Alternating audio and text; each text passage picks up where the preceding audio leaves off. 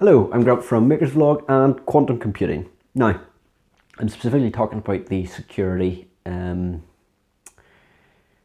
considerations with mass quantum computing. So I'm not going to go into what quantum computing is. There are a lot more intelligent people out there who've done far better videos on it. Check any of them out, they'll tell you.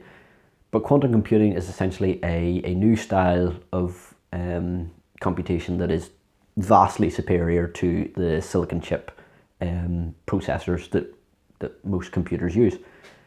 Now, the issue with that is the entire internet relies on encryption to keep things safe, to keep things secure, from banking apps to banking websites, banking computers, so fucking money, to Facebook, to communications, news programs, websites, all that stuff, all relies on encryption to be safe. And the internet requires on that. If that was to be broken, every website in the world would then become insecure and could be compromised, and there would be a whole host of issues from that. And that's where quantum computing comes in, because with the extra power that the quantum computer has, it could, in theory, get to a point where it can break that encryption that silicon chips use. There is a law, I can't remember the name of it, I'll have it here, which essentially states that the more computers advance, the faster they then can advance, or it could be technology. And quantum computing is going in that fashion. It's getting faster. Because it's getting faster, it then can get faster. They can make better chips because they have the extra computational power to work out how to make better chips. And that comes with an issue, because as soon as quantum computing becomes cheap and widely available, the possibility of attackers using it to compromise encryption algorithms and encryption keys becomes a lot more likely. The cheaper it is, the more likely someone's going to get their hands on it.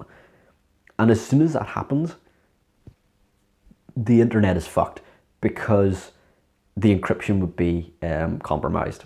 So there are people working on this, cryptologists, who are fucking wizards with crypto. It's ridiculous. If you ever want to go to sleep at night, try reading a cryptography book. It's maths that borders on wizardry. It's ridiculous. Witchcraft. So these people are trying to work on a way of mitigating that risk and coming up with a new way of doing encryption that protects everything.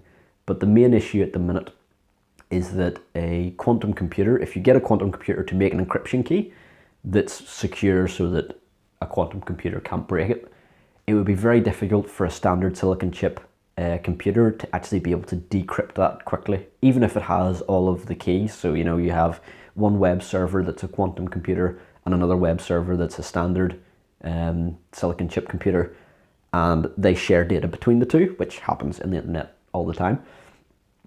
But the data going between is encrypted, and it's encrypted by the quantum computer.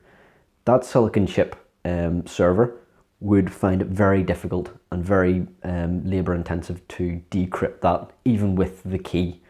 And so then it means that silicon chip computers then have to be a hell of a lot more powerful just to do simple tasks. So something as basic as a web server then needs to be probably twice as fast as what it needs to be now, which then ramps up the cost. And that could lead to a lot of cases where there are websites unprotected because the companies just can't afford to pay for the higher class server to handle the encryption. And then you're going to start leading to a lot of websites getting compromised, a lot of details getting leaked. It's a very tricky area, and it's one of those ones where it's going to have to be, I think anyway, I've been wrong before, it doesn't happen often, but have, where it's going to need to be a sort of switch, where quantum computing starts becoming more readily available, and it's okay, we need to use this potentially new encryption technique across the board. It's happened in the past, and it's I think it is something that will need to happen in the future as soon as quantum computing starts to get out there, because at the minute you can go online. There's plenty of companies like Microsoft and Google or some who have quantum computers which you can go on and use. There's a cloud-based system, not unlike Microsoft Azure or Azure and Amazon AWS, that you can go on and play about with a quantum computer, or at least part of one. So they are getting there, and it's it's a scary thought. Skynet might not be the end of the internet, but quantum computing might be.